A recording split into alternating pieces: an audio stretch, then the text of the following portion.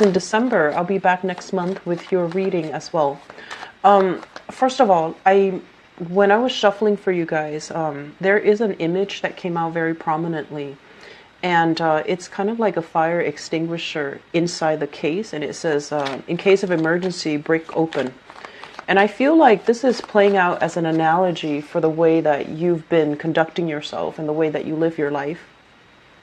And what I mean by that is, you are ruling you're the ruler for the ninth house, which deals with philosophy, travel, expansion, and you're a very happy-go-lucky type of a sign.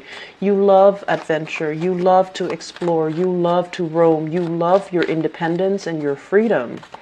And whenever there's a new opportunity, you're always going to grab new opportunities. Okay, so that's like the ideal archetype of a Sagittarius. However, like with all other people and like with all the other signs, whenever you start to accumulate stuff, wealth, material wealth, physical things, whenever you feel like you have created a sense of roots, or even a sense of, a foundation for yourself, such as family, children, it scares you to take on new adventures. It scares you to kind of like break away from the status quo and do something else, because you have a lot of fears of the unknown. And once, and I mentioned before, it's so important for all of us to travel light. Every once in a while, every few months, take stock of what we have, what we don't need, and try to get rid of things, because I feel like many of you are in an environment where you're accumulating more stuff, you're accumulating more responsibilities, you're accumulating just things that you don't need, and all of these things, you imbue them with the quality of, they're important in my life, they mean something to me, but they don't, in fact they don't. So the fears and those qualities that you ascribe to these things in your life, they're not real. And because of that, you make decisions that allow you to retain these things rather than decisions that allow you to kind of roam, to kind of expand, to kind of, allow new opportunities to come in. I'm feeling like you're looking at a situation where the work itself, there's like, I'm sensing a lot of disputes, or a lot of just communication breakdown at work, or even lack of work that you're dealing with right now. And it's very frustrating. And I'm also sensing that for some of you, you're staying in a job that's not really serving its purpose in your life. You want more out of life, but you're staying at this job for that sense of security, because, we fear the unknown, right? And you've never feared the unknown in the past, but I feel like at this stage in your life, you might be a little bit older, and you're just fearing like, oh, if I leave, I have to start at the bottom of the totem pole, and I have so much experience, and I don't want to do that. I don't want to have to put up with that. And I also feel a big part of it is also your pride. You don't want to have to start over. You don't want to have to start from the bottom, entry level, and with love and relationships too. You're comparing yourself to, your peers, the people in your same age group. And you're just like, look at where they are. And if I were to leave, I'm going to have to start from the bottom. I'm going to be behind the rest of the herd. And that's not like you. You normally don't think like this. But, this month is coming in, and usually around birthday time, things will trigger us to really stop and look at our life. Are we content? Are we really happy? Is this the best optimal outcome that you've envisioned for yourself at this age? And I feel like many of you are not at that point where you can be, completely happy and satisfied. And so what can we do differently so that we get where we need to be, so that we are proud of our contributions and that we have more opportunities to get where we want to go? And I'm sensing as well, this fear of the unknown, it's not really going to serve you well if you approach things, new opportunities, as like, oh, it's going to fail. Or if you approach new opportunities as like, oh, that's so difficult, it's so strenuous, it's too hard, okay? So never shy away from something because, you know, you feel like it's not going to succeed. Don't shy away from it. We have intuition that we definitely need to listen to, but at the same time, we also need to be aware that things are divinely guided to come into our lives at this time, especially during your solar return, for a specific reason, because it's something that's good for you. It's something you might have always wanted, and it's something that you're meant to do, and you might have procrastinated on not facing up to that truth for a while now. So going back to the analogy, you know, break open in case of emergency, what exactly does that mean? And when is enough going to be enough? When is that breaking point, you know, that you classify as an emergency? Because a lot of the times while we're in a situation, it can always seem bearable, you know, just like another straw on the camel's back. You've dealt with it for quite some time, and it has always piled on, and you're just like, I'm strong, I can do this. And you keep maintaining that same position. So when is that breaking point? When is that ultimate, you know, threshold? When is that broken? And when is that emergency where you actually break yourself free and you just, you know, move forward, okay? So let me talk about this month's reading, and I feel like some of you really need to make a move, make a change in your work sector. So let me talk about this.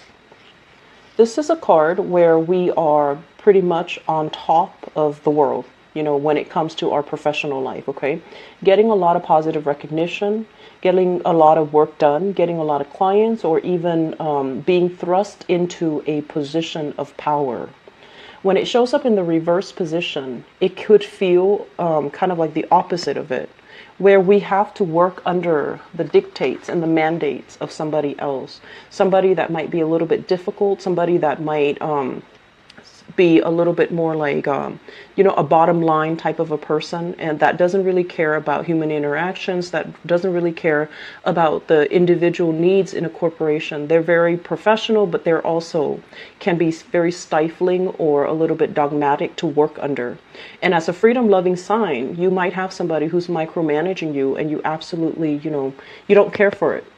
And then I'm also feeling as well, there might be some systemic or some structural barriers to you getting promotions, to you getting, you know, some type of recognition for the work that you're contributing to this company, this organization.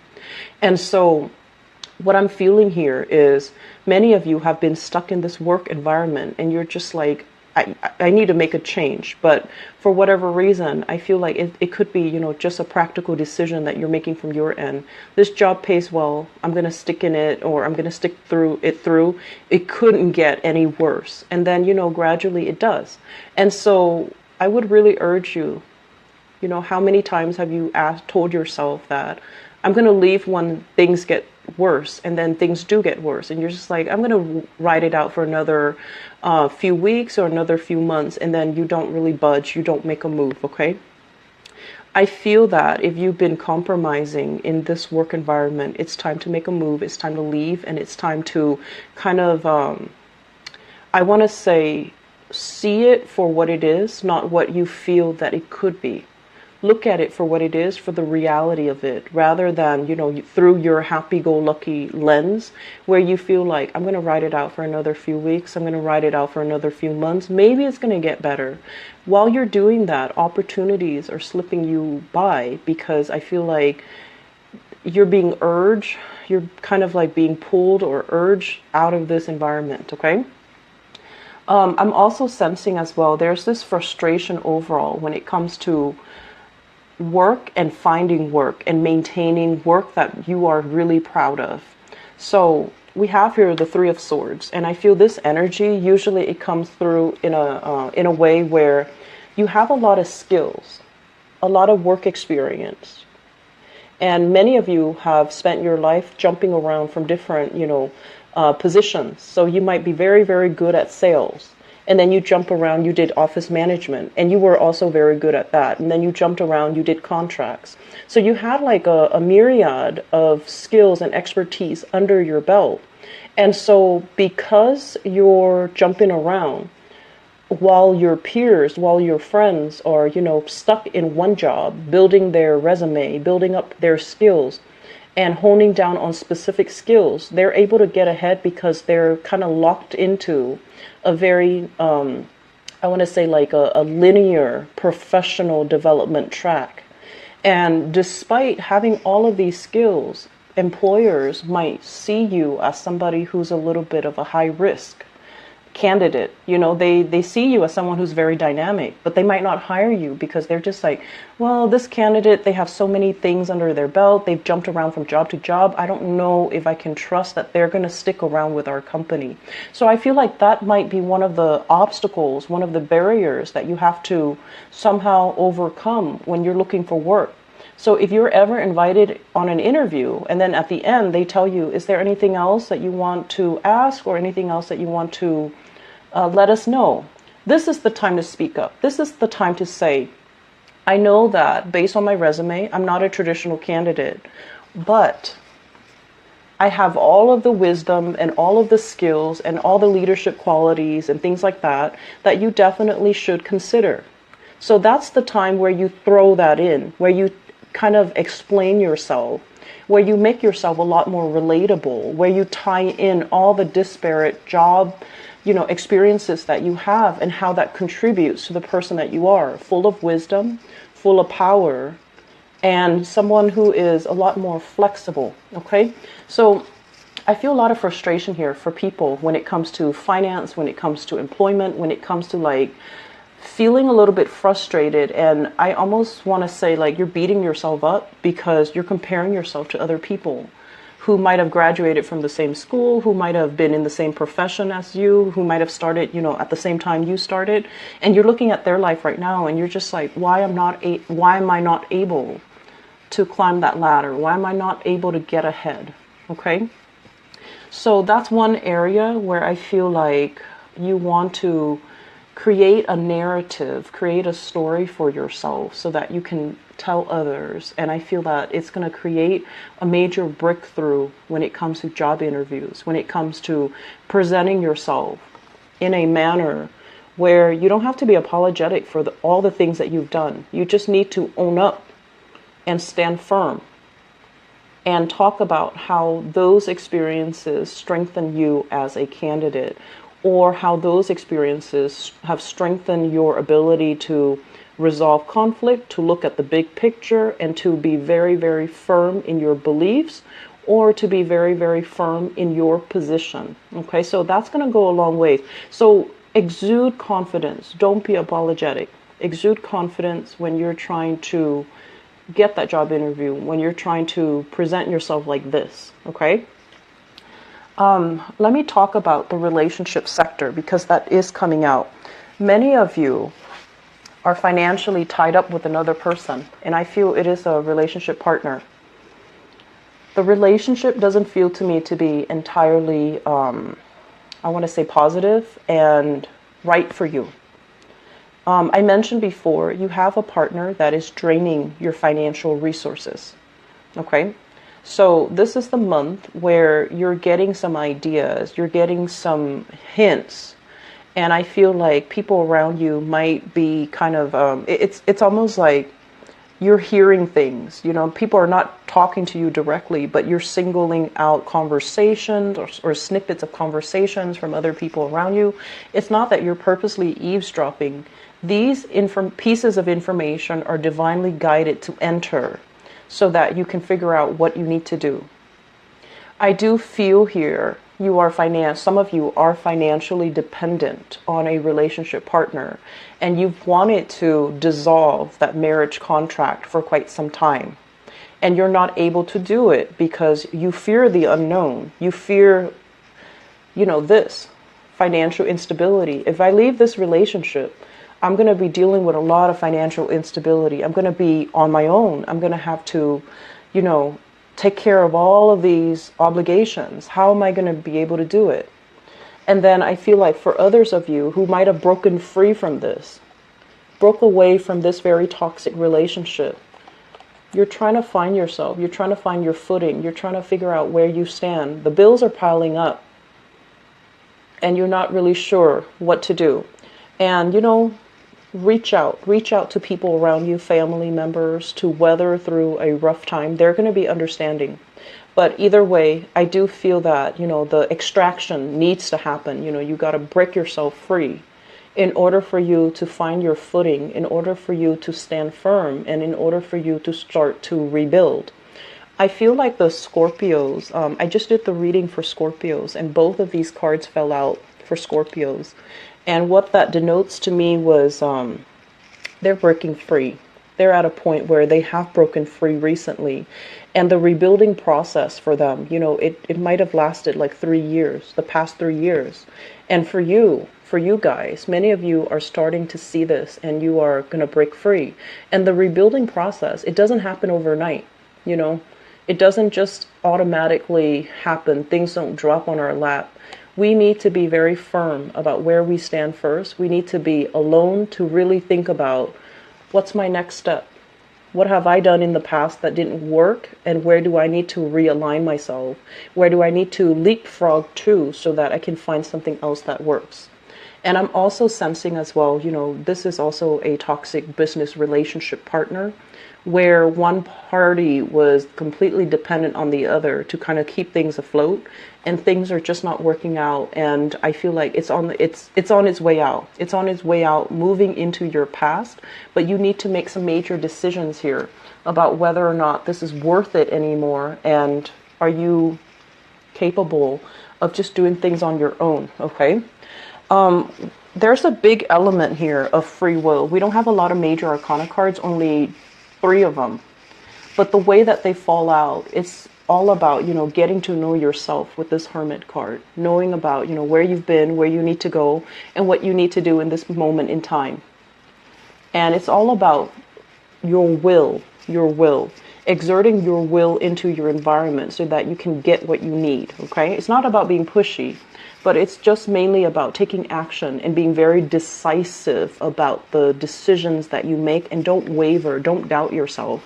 And then we also have this as well, breaking free from bondage and allowing yourself to kind of own your life again, re-own your life, or, you know, reinvent your life. And so the other cards scattered throughout deals with a lot of like inner conflict, inner tension. And it also deals with situations where, how did things get like this? How did I allow myself to, you know, ignore things? How could I sweep things under the rug for so long? How did I'm sensing like, you know, let myself go.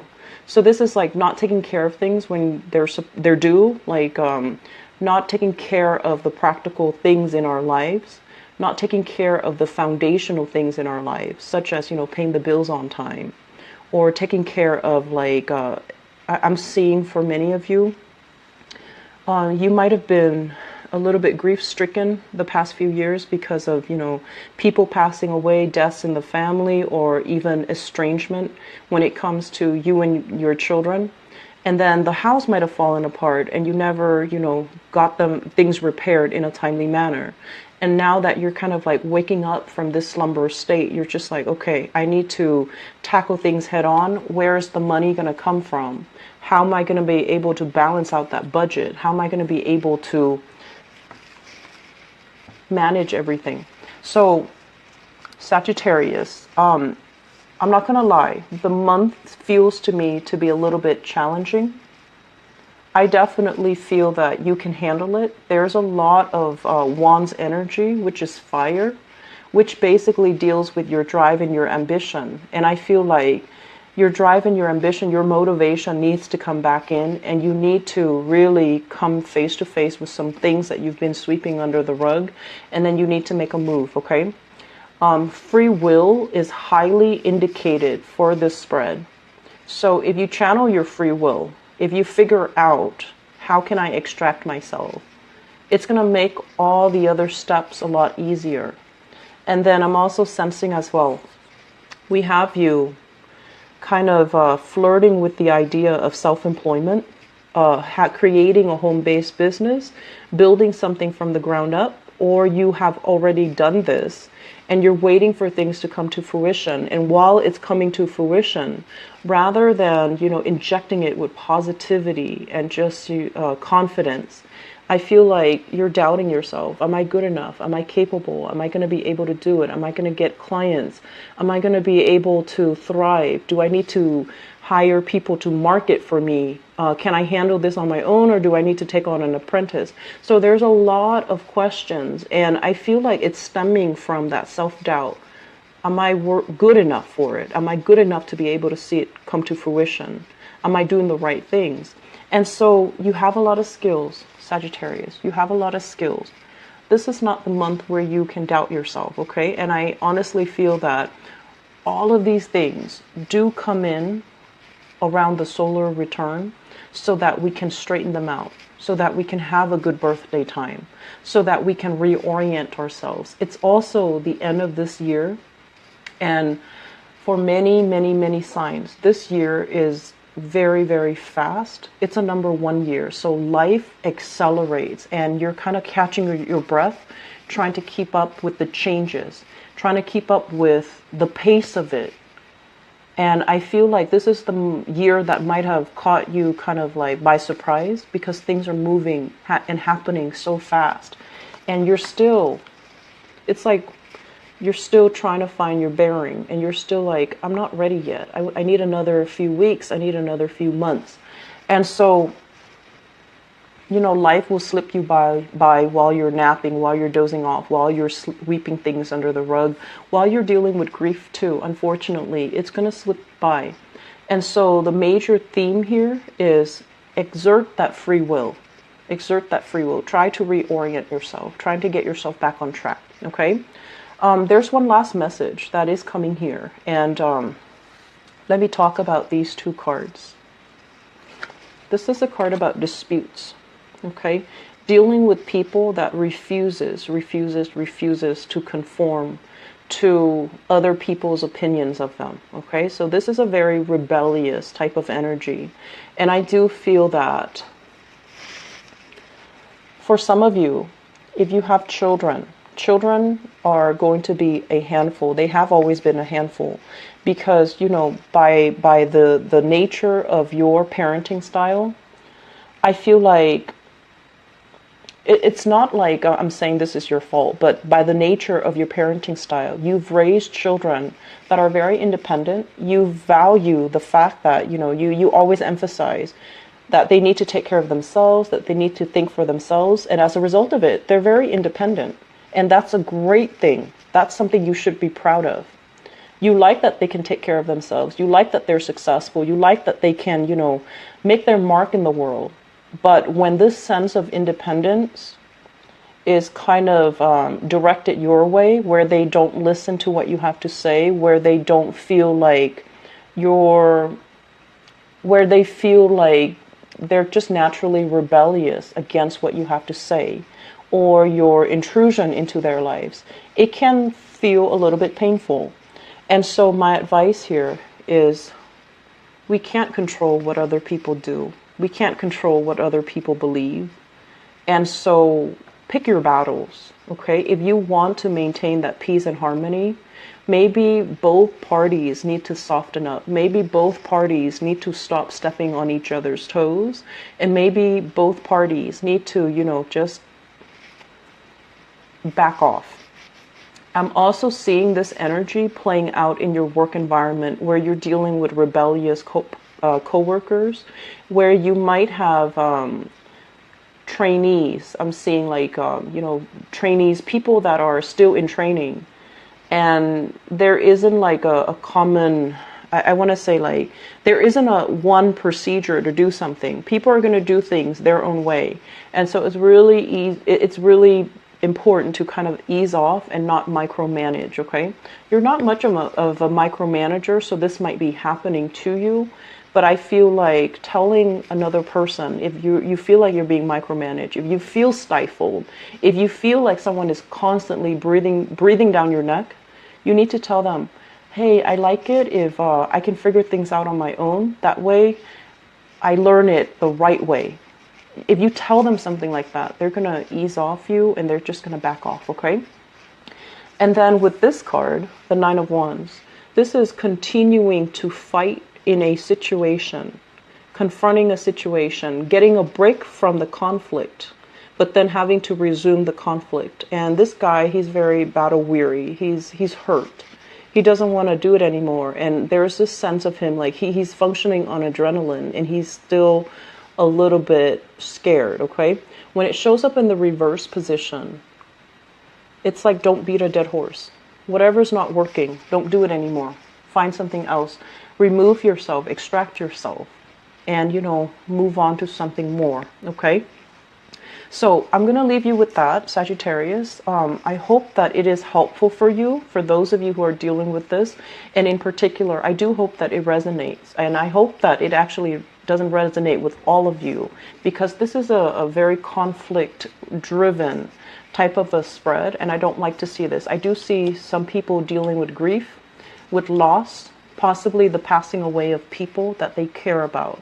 And I'm also seeing as well, if you've had, like, you know, people passing away, there might be disputes and things like that over property, over inheritance, over things that are left behind by the person that passed on. So I hope the reading for next month is going to be a lot more optimistic, okay? But you're strong enough and you can get through this, okay? So take care of yourself, Sagittarius. I'll be back for your love reading.